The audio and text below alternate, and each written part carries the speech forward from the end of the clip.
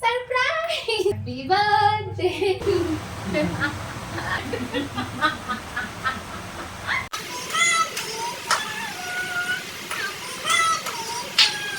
Hello everyone, তো আজকের ব্লগটা হচ্ছে একটা সারপ্রাইজ ব্লগ। আজকে হচ্ছে বরের জন্মদিন, তো তোমরা পুরো ব্লগটা দেখতে থাকো। সকালবেলায় উঠে প্রথমে কেক নিয়ে এসেছি, তাও মোটামুটি 12টা নাগাদ। তারপরে রান্না বান্না সব সেরে নিয়েছি। এখন রুমটা একটু ডেকোরেশন করব। এখন বাজে 4টে, আর ওর আসতে আজকে মোটামুটি রাত্রি হয়ে যাবে।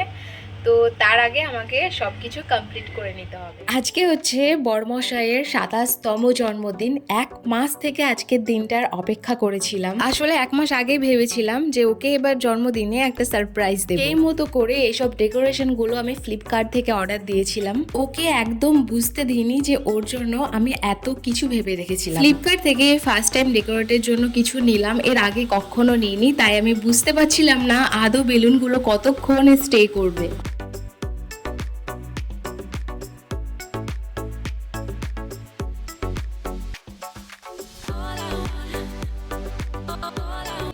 ও আমাকে বলেছিল যে ও 17 বছর যখন বয়স ছিল তখন ও প্রথমবার বার্থডে সেলিব্রেট করেছিল, আর আজকে হচ্ছে 27তম, মানে 10 বছর পর। একে তো এত গরম, তার উপরে ফ্যান অফ করে ডেকোরেশনগুলো করতে হচ্ছিল। আমি জাস্ট স্নান করার মতো ভিজে গেছিলাম।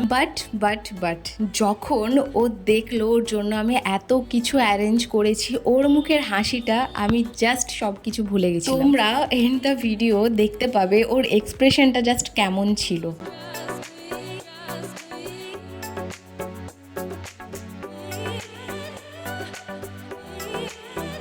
অ্যান্ড দ্য ফাইনাল রেজাল্ট দেখো।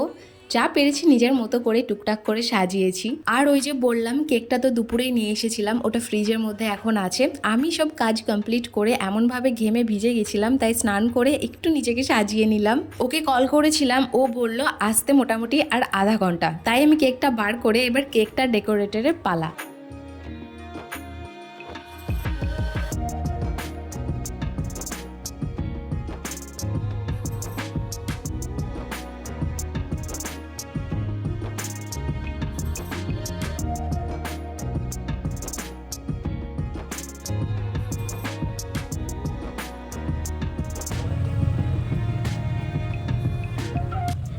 তো এখনও চলে এসেছে, এখন লাইট অফ করে দেবো ওর এক্সপ্রেশনটা জানার জন্য। তো চল।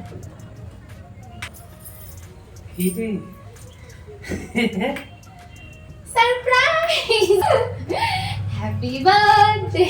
ফ্যান অফ করো, সব খুলে যাবে।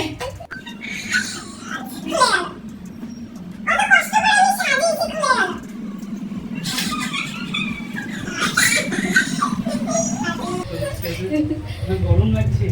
ওকে তুমি আগে স্নান করো। ওরা দেখলে ওর এক্সপ্রেশনটা, ও যতক্ষণ কেক কাটছিল এমনকি ঘুমানোর আগে পর্যন্ত ও হেসেই যাচ্ছে। আমাদের বার্থডে বয়ের কিছু ফটো ক্লিক করে দিলাম, কিছু ভিডিও করলাম।